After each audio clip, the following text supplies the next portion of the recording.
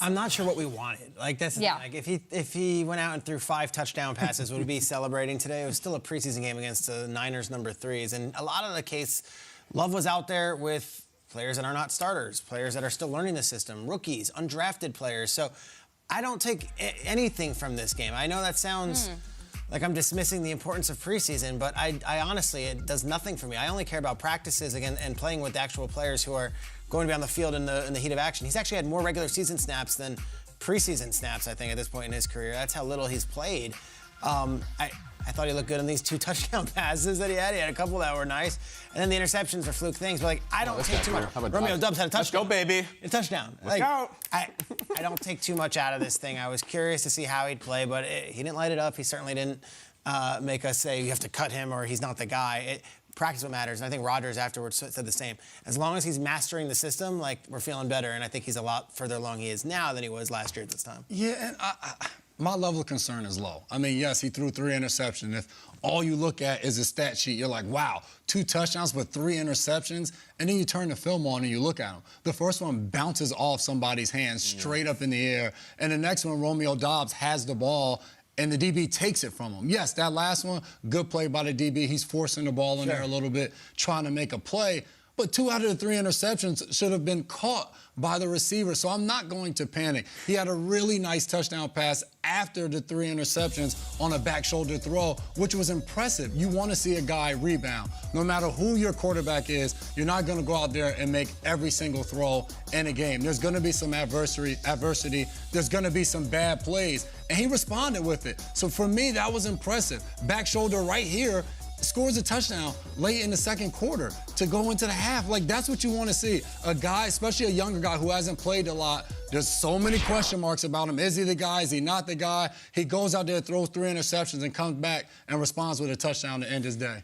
You guys, what do you want it to be? Do you want it to mean something or do you not? Because if we want to say Trey Lance, like, wow, look at what he showed us in preseason, then you have to say, Kyle, look at what he showed us in preseason. You can't talk out of both sides of your mouth. Like, meaningful snaps in game action, regardless of who is in there, matters. Now, what we glean from this performance remains to be seen in terms of the trajectory of his career.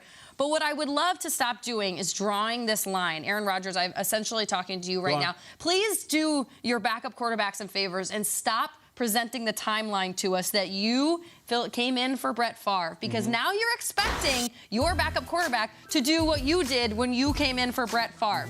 Again, to review this timeline, this projection, if it tells us anything, and Aaron Rodgers said late last week that, well, when I came in for Brett, this is how it happened, X, Y, and Z.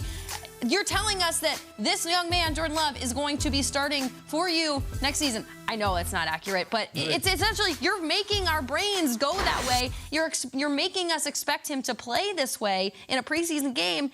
Inherently, he's going to let us down because he's not you. So I need everybody to treat Love as his own quarterback and let him grow into his own. But it's just, this parallel between the two of them is really driving me crazy. I'm with you. I hate the parallel. And you know what's funny? Rodgers used to hate the parallel too. Yeah. I think he's come along and he's trying to maybe support the guy.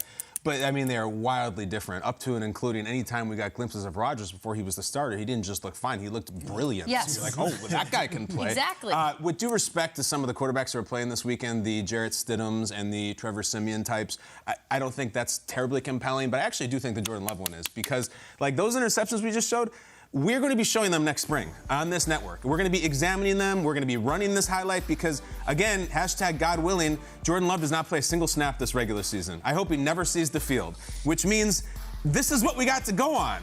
Say what his fault, not his fault. This is his game tape with which the Packers ostensibly could be deciding their entire future based on games like this, because, sure, the practice stuff matters, of course, but when you put him out there, how does he do in the big lights? We saw him against the Chiefs, not pretty. In the preseason, probably the only time we'll see him this year, not great. What do I always say? Does the guy look the part or not? Yep. Malik Willis looks the part. I liked it. He looked the part. Does Jordan Love look the part of, that's the guy? Not yet. And I think it matters because we may never see him. Poof. A couple more weeks, and then we see him in 10 months. That's it. I think it's a big deal. And we're going to touch on some rookie quarterbacks later in the show, and I think all of us picked guys that we thought looked the part. Sure. And none of us picked Jordan Love.